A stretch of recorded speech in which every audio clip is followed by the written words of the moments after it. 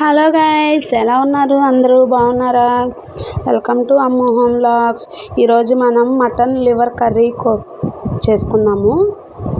ముందుగా stove on చేసుకొని stove మీద బాండీ పెట్టి 3 టేబుల్ స్పూన్ ఆయిల్ వేసుకోండి. ఆయిల్ వేడైన తర్వాత 2 ఉల్లిపాయలు 2 పచ్చిమిరపకాయలు కోసి పెట్టుకున్నాను, అవి వేసుకోండి.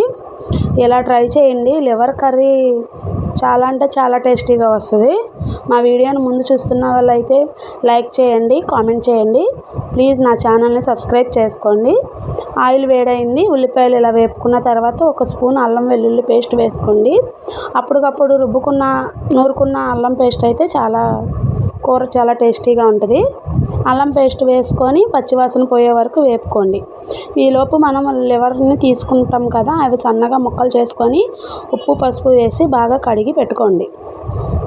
ఇలా గోల్డెన్ కలర్లో వచ్చిన తర్వాత మనం ముందుగా కడిగి పెట్టుకున్న లివర్ పీసెస్ని కూడా వేసుకోండి. ప్లీజ్ నా ఛానల్ని సబ్స్క్రైబ్ చేసుకోండి. ఆల్ సింబల్ మీద ప్రెస్ చేయండి. మా వీడియోస్ నోటిఫికేషన్ మీకు ముందుగా వస్తుంది. ప్లీజ్ సపోర్ట్ చేయండి. ఇలా వేసుకున్న తర్వాత ఒకసారి అడుగంటకుండా కలుపుకోండి.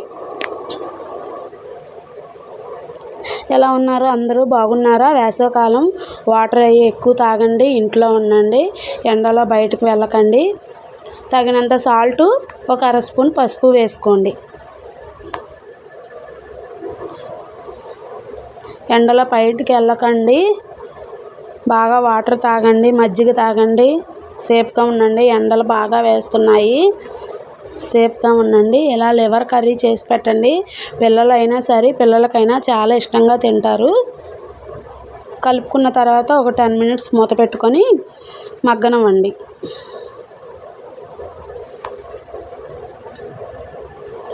మీడియం ఫ్లేమ్లో పెట్టుకొని ఒక 10 మినిట్స్ మగ్గనివ్వండి. చూసారా, ఈ విధంగా మగ్గిన తర్వాత ఒకసారి కలుపుకొని ఒక 5 మినిట్స్ మూత పెట్టుకోండి. ఎందుకంటే నీసు వాసన పోయే వరకు మగ్గితే ఆ నీసు నీరంతా ఎగిరిపోయిద్ది అన్నమాట. చూసారా, ఇలా ఎగిరిపోయింది. 1 స్పూన్ కారం వేసుకోండి. అంటే నేను తక్కువ క్వాంటిటీ కాబట్టి నేను 1 స్పూనే వేసుకున్నాను. మీరు తగినంత వేసుకోండి. మీరు కొంచెం కారం తినేవాళ్ళు అయితే కొంచెం ఎక్కువ వేసుకున్నా బాధలేదు. కలుపుకొని నేను కొంచెం మటన్ మసాలా వేసాను. మీకు ఇష్టం లేదు అంటే మసాలా స్కిప్ చేసుకోవచ్చు.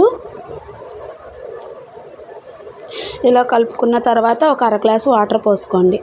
ఫ్రైకి అయితే అవసరం లేదు, ఇది కర్రీ కదా, గ్రేవీ కర్రీ కదా, అందుకని నేను వాటర్ పోసాను. మీరు కూడా ఇలా కావాలి అంటే కనుక వాటర్ పోసుకోండి.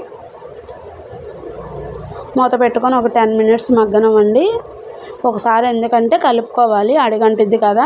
చూసారా, ఈ విధంగా గ్రేవీగా వచ్చిన తర్వాత అలా కలుపుకొని కొంచెం కొత్తిమీర చల్లుకోండి. చాలా అంటే చాలా టేస్టీగా ఉంటుంది.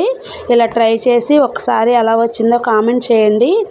కొత్తగా చూస్తున్న వాళ్ళైతే ప్లీజ్ నా ఛానల్ని సబ్స్క్రైబ్ చేసుకోండి, సపోర్ట్ చేయండి.